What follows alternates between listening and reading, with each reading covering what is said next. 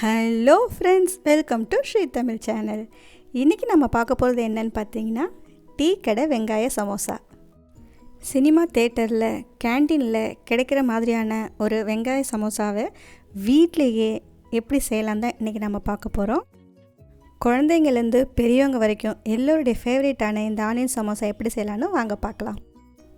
ஒரு பவுலில் 1 கப் மைதா மாவு, அரை ஸ்பூன் உப்பு சேர்த்து எடுத்திருக்கேன். இப்போ எல்லாத்தையும் சேர்த்து நல்லா கலந்து விட்டுக்கோங்க. 1 கப் மைதாவுக்கு பதிலாக அரை கப் கோதுமை மாவு, அரை கப் மைதா மாவு அப்படியும் எடுத்துக்கலாம். அடுத்து 2 ஸ்பூன் எண்ணெய் சேர்த்துக்கோங்க. எண்ணெய் சேர்த்ததுக்கப்புறம் நல்லா கலந்து விட்டுக்கோங்க. அடுத்து கொஞ்சம் கொஞ்சமாக தண்ணி சேர்த்து சப்பாத்தி மாவு மாதிரி கொஞ்சம் டைட்டாக பிசைஞ்சு எடுத்துக்கலாம். இந்த அளவுக்கு பிசைஞ்சு எடுத்துக்கோங்க. கொஞ்சமாக மேலே எண்ணெய் தடவிக்கங்க, ட்ரை ஆகாமல் இருக்கிறதுக்கு. இப்போ இந்த மாவை ஒரு துணி போட்டு 2 மணி நேரத்துக்கு மூடி வச்சுடுங்க. 2 மணி நேரம் அப்படியே இருக்கட்டும். 2 மணி நேரத்துக்கு அப்புறம் ஓப்பன் பண்ணி பார்த்திங்கன்னா நமக்கு சாஃப்டாக மாவு ரெடி ஆகிருக்கும். குறைந்தபட்சம் 1 மணி நேரமாவது ஊற வைங்க. அப்போ தான் நமக்கு சமோசா சீட் ரெடி பண்ணுறதுக்கு கொஞ்சம் ஈஸியாக இருக்கும். இப்போ நாம் சின்ன சின்ன உருண்டைகளாக உருட்டி எடுத்துக்கலாம். இப்போது எல்லா உருண்டையையும் சின்ன சின்ன சப்பாத்தியாக தேய்ச்சி எடுத்துக்கலாம். இந்த அளவுக்கு தேய்ச்சிக்கங்க.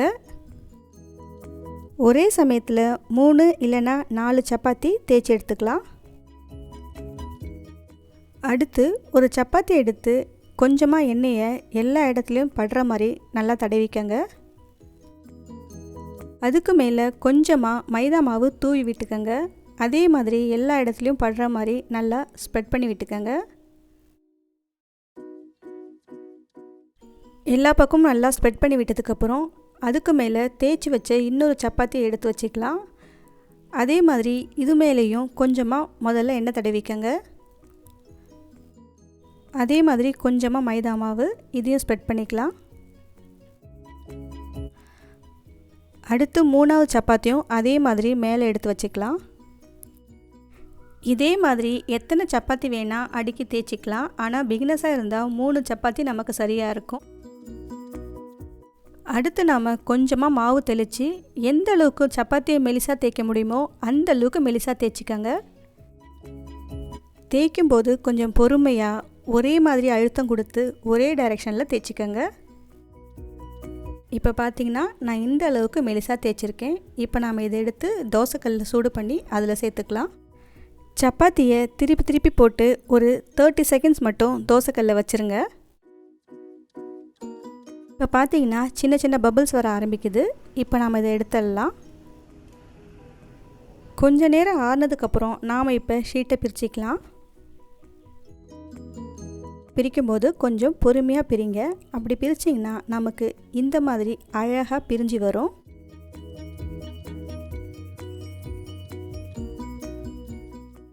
இதே மாதிரி எல்லா ஷீட்டையும் பிரித்து எடுத்துக்கலாம். பிரித்து எடுத்த ஷீட்டை இதே மாதிரி 4 பீசஸாக கட் பண்ணி எடுத்துக்கலாம். இதே மாதிரி எல்லா மாவையும் ரெடி பண்ணிக்கலாம். இந்த மாதிரி ரெடி பண்ணி வச்ச ஷீட்டை ஒரு பட்டர் பேப்பரில் ரோல் பண்ணி ஃப்ரிட்ஜில் ஸ்டோர் பண்ணி வச்சிட்டோம்னா தேவைப்படும் போது எடுத்து யூஸ் பண்ணிக்கலாம். அடுத்து நாம் ஸ்டஃபிங் ரெடி பண்ணிக்கலாம்.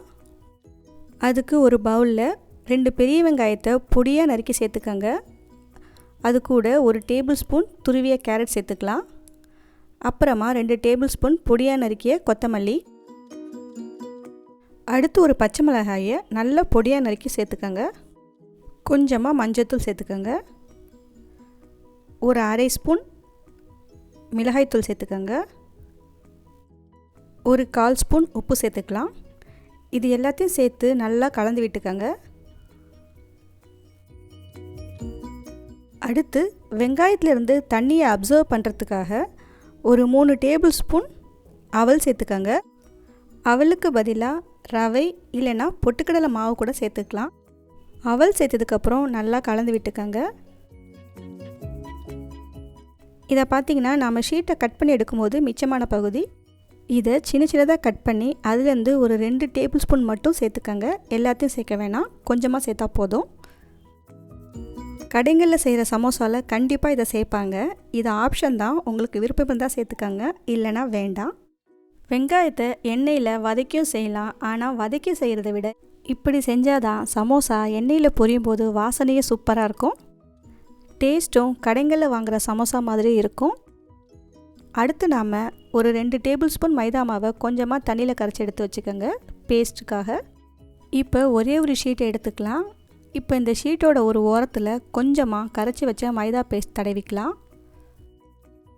இப்போ இந்த மாதிரி 2 கையிலையும் பிடிச்சி இந்த மாதிரி ஃபோல்ட் பண்ணிக்கோங்க. ஒன்றை கீழே வச்சு மைதா பேஸ்ட் தடவினதை மேலே வச்சு அழுத்துனோம்னா நமக்கு நல்லா ஒட்டிக்கும். நல்லா அழுத்தி விட்டுக்கோங்க. இப்போ பார்த்திங்கன்னா நமக்கு ஒரு கோன் ஷேப் ரெடி ஆகிடுச்சு. இப்போ நாம் இதுக்குள்ளே தேவையான அளவு வெங்காயத்தை ஃபில் பண்ணிக்கலாம். இந்த அளவுக்கு ஃபில் பண்ணால் போதும். இப்போ திரும்பவும் மைதா பேஸ்ட்டை கார்னரில் எல்லா பக்கமும் நல்லா தடவி விட்டுக்கோங்க. கொஞ்சம் நிறையவே தடவிக்கங்க, அப்போ தான் நமக்கு நல்லா ஒட்டும். எல்லா பக்கமும் நல்லா தடவுனதுக்கப்புறம் நாம் இப்போ இதை ஆப்போசிட் டைரெக்ஷனில் ஃபோல்ட் பண்ணிக்கலாம். அவ்வளவுதான். எல்லா பக்கமும் நல்லா அழகாக நமக்கு ட்ரையாங்கிள் ஷேப்பில் சமோசா ரெடி ஆகிடுச்சு. சமோசா ஃபோல்டிங் மெத்தட்லேயே ரொம்ப ஈஸியான மெத்தட் இது. பிகினர்ஸ் யார் வேணாலும் இதை ஈஸியாக செஞ்சிடலாம். இதே மாதிரி எல்லா சமோசாயும் ஃபோல்ட் பண்ணி எடுத்து வச்சுக்கோங்க. அடுத்து ஒரு பேனில் எண்ணெயை மீடியம் ஹீட்டில் சூடு பண்ணிக்கோங்க. எண்ணெய் ரொம்ப சூடாக இருந்தால் போட்ட உடனே கரிஞ்சிடும். அதனால் கண்டிப்பாக எண்ணெய் மீடியம் ஹீட்டில் வச்சு ஒரு 3 சமோசா மட்டும் சேர்த்துக்கோங்க. சமோசா சேர்த்ததுக்கப்புறம் அடுப்பை மீடியம் லோ ஃப்ளேமுக்கு மாற்றி வச்சுக்கோங்க. அடுப்பை மீடியம் லோ ஃப்ளேமில் வச்சு சமோசாவை நல்லா கோல்டன் கலர் ஆகிற வரைக்கும் பொரிச்சு எடுத்துக்கலாம். இப்போ பார்த்திங்கன்னா நமக்கு சமோசா நல்லா கிறிஸ்பியாக கோல்டன் கலரில் நல்லா பொரிஞ்சு வந்திருக்கு. அவ்வளவுதாங்க, டீ கடை ஆனியன் சமோசா நமக்கு ரெடி ஆகிடுச்சு. இதை சூடாக சாப்பிடும்போது அவ்வளோ டேஸ்டியாக கிறிஸ்பியாக இருக்கும். ஓகே ஃப்ரெண்ட்ஸ், இந்த ரெசிபியை நீங்கள் வீட்டில் ட்ரை பண்ணி பார்த்துட்டு எப்படி இருக்குன்னு சொல்லுங்கள். இந்த ரெசிபி உங்களுக்கு பிடிச்சிருந்தா லைக் பண்ணுங்கள், ஷேர் பண்ணுங்கள். ஸ்ரீ தமிழ் சேனலுக்கு சப்ஸ்கிரைப் பண்ணுங்கள். தேங்க்ஸ் ஃபார் வாட்சிங்.